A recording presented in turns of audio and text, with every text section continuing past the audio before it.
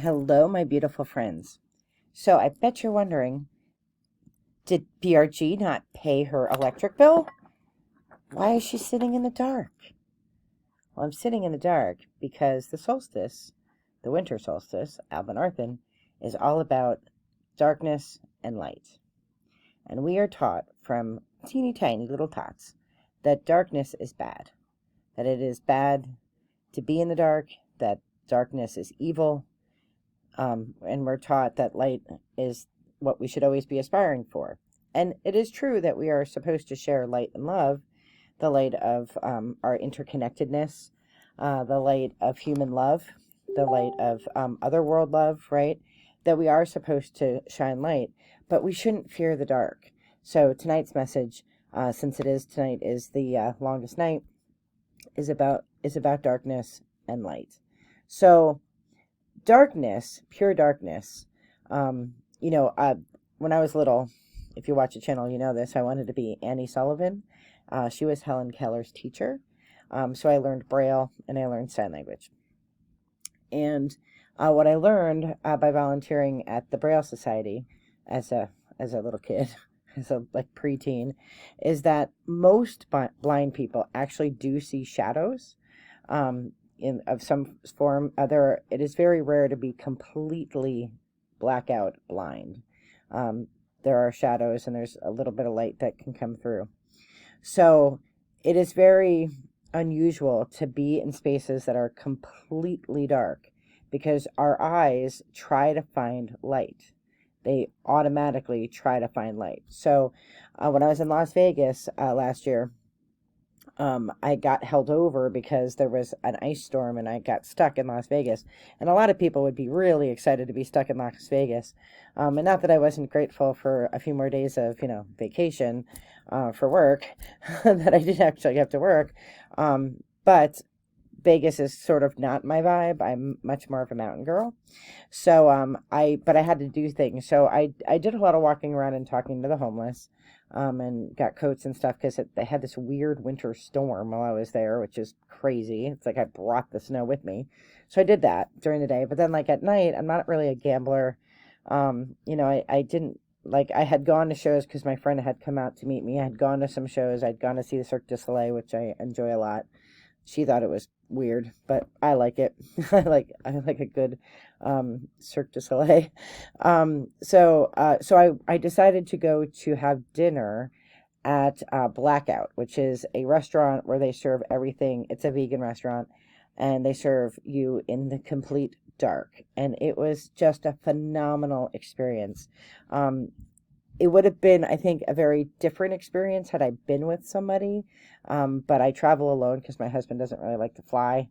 And so, and he, he wasn't working. He could have, he's retired, so he could have gone along if he wanted to, but he didn't want to.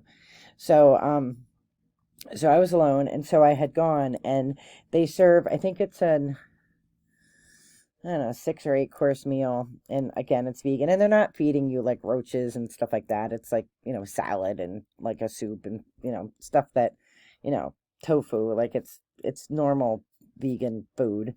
But it was fascinating because really your other senses do heighten almost like immediately they heighten. And so I could hear like conversations at other tables that I wouldn't have heard like if I was, sitting there with somebody and we were talking, I would have tuned all that out.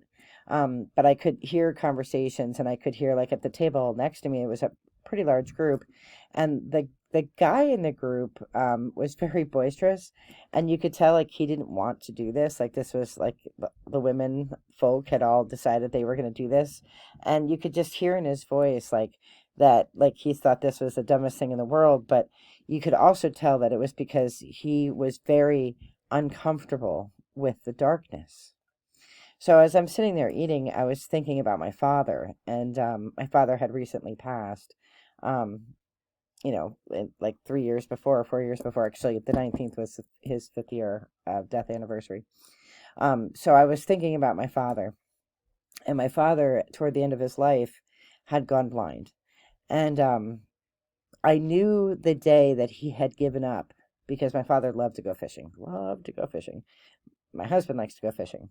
So I had said to my dad, because I knew he had macular degeneration, and there's two different kinds, and he had the worst one, and he just slowly went, blinder and blinder each day.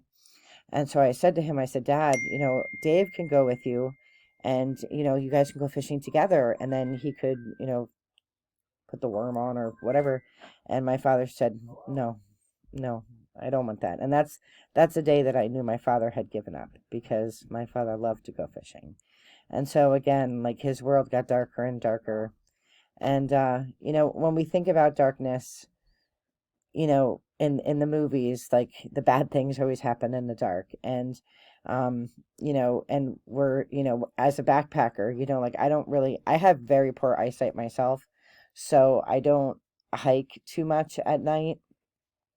um and but I do, sometimes different places where I've camped, I've been afraid, not so much of animals, but actually of humans, right? Because if I'm parked too close to a road and some drunk kids decide they want to shake up some hikers, like, I'm more worried about that than I am about bears and things like that, because I know how to hang my food, and I don't hang it by my tent, and I don't have smelly things in my tent. And bears don't really want you, they want your food. Raccoons don't want you, they want your food. So, I don't worry about the animals, but I worry about humans, because humans do things to other humans when it's dark. And crime happens at night in the dark. So we are afraid of the dark. And this solstice season reminds us not to be afraid of the dark, right? We need that time. Things have to happen in the dark, and some animals only come out in the dark. Owls, there are creatures that only come out in the dark, right? So we need the darkness, and we need the light, and we need the cycle of the sun and the moon.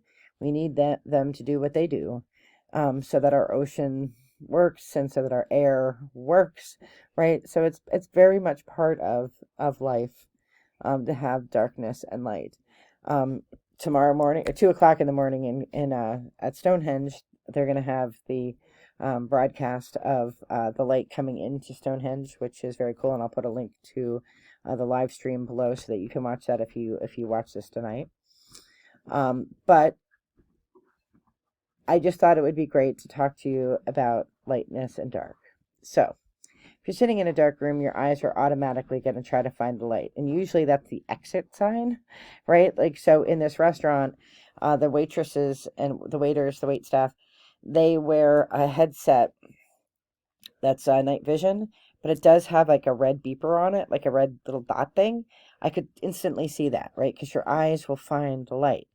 We are drawn to light, right? But we need that darkness to appreciate that light.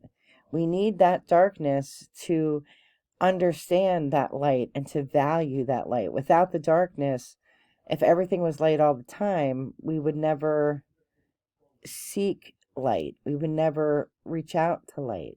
So we have to have that light. So, it's dark in my kitchen. My Christmas lights, I have no idea how to turn them on or off. So they're on, but right now they're low. But we use candles in rituals. Churches, synagogues, mosques, lots of world religions use candles in order to bring light as a reminder to us to be the light, to seek the light, right? So we light candles in ritual to signify that we're starting. And don't I look very creepy with this light, right? But we use candles to remind us that something is going to happen now, and we are going to look for truth, and we are going to look for light. But you need that darkness to appreciate how beautiful that candle is, right? So don't fear the dark. And in the solstice season, in the stillness of the solstice, let's try saying that 10 times fast. Stillness of the solstice. Think about ways in which darkness can help you to see the light. What dark parts of your soul, what dark parts of the world that you live in, how can those dark moments empower you to seek out the light? Find comfort in the darkness. Find comfort in the stillness. I am a busy person. As anybody who knows me knows, I am on my feet all the time, doing all kinds of things. And when I'm sick, like I've been sick this week, I had to I mean, last week I went to a different Christmas party every day. Some days I had two, and this week I had a whole bunch, and I had to cancel. I had to back out. I had to say I couldn't come. And that was horrible. I felt horrible because I wanted to be with my different groups of friends. But I needed to rest. I needed to stop. I needed to pause because I needed to get better. I'm not 100% yet, but I'm getting there, right? So sometimes we need to be still. Sometimes we need to sit in the darkness and think about the light. Think about what candles are around us. What are the pieces of light in our life that we can gravitate toward? And are there new candles? Are there new places where we can shed light and love and go toward?